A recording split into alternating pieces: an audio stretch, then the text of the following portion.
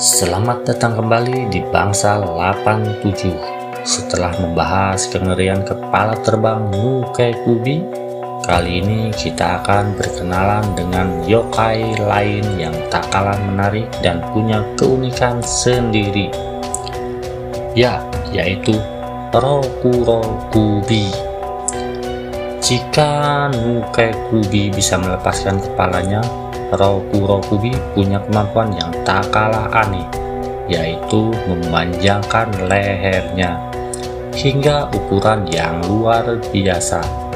Tapi di balik kemampuan yang mengerikan ini, seringkali tersimpan kisah yang lebih kompleks dan bahkan menyedihkan. Mari kita telah lebih dalam misteri di balik leher panjang Rokurokubi. Rokurokubi adalah salah satu jenis yokai dalam cerita rakyat Jepang yang memiliki penampilan seperti manusia biasa di siang hari. Namun di malam hari, leher mereka akan memanjang secara drastis, terkadang hingga mencapai atap rumah atau lebih.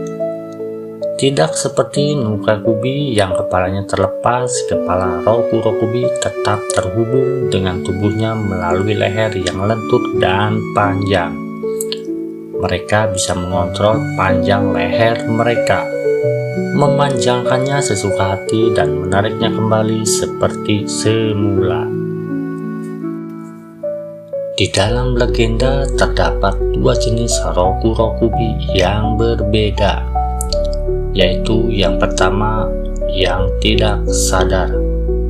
Jenis ini biasanya adalah manusia yang terkena kutukan atau memiliki dosa tersembunyi.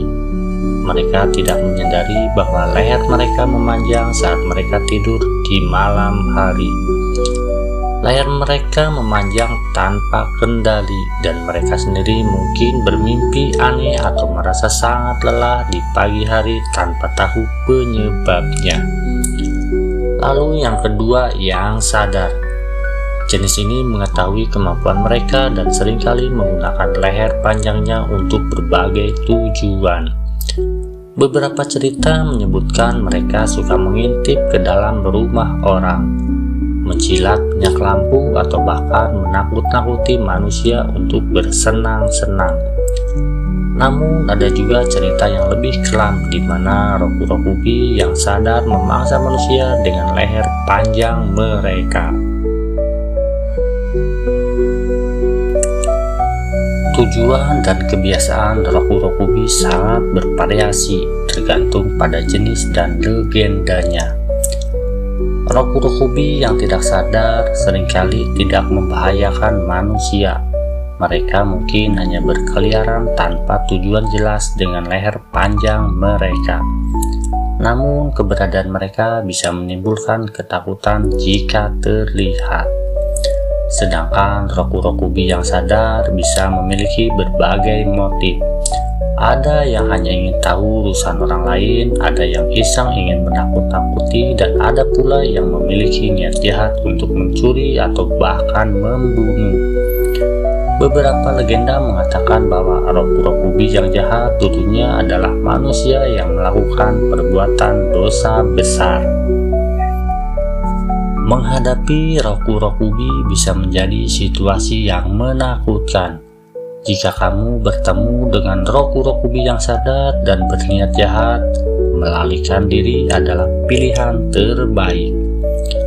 Untuk Rokurokubi yang tidak sadar, beberapa cerita mengatakan bahwa jika rahasia mereka terbongkar, misalnya seseorang melihat leher mereka memanjang, mereka akan merasa sangat malu dan pergi menjauhi kehidupan manusia.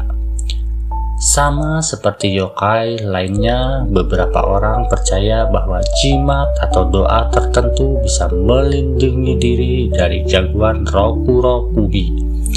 Namun yang terpenting adalah untuk selalu berhati-hati dan waspada di malam hari, terutama di daerah yang dipercaya dihuni oleh makhluk-makhluk seperti ini.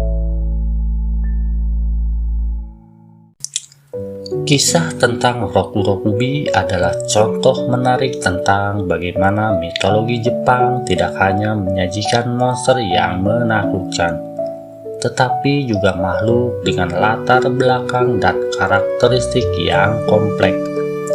Apakah mereka sekedar kutukan, hukuman atas dosa, atau memang spesies makhluk supernatural? Jawabannya mungkin akan terus menjadi sebuah misteri. Bagaimana pendapat kalian tentang Roku Rokubi? Apakah kalian lebih merasa takut atau justru penasaran dengan kisah mereka? Bagikan pemikiran kalian di kolom komentar di bawah. Jangan lupa like, share, and subscribe untuk terus mengikuti kisah-kisah menarik lainnya dari dunia mitologi dan horor Jepang. Sampai jumpa di video berikutnya.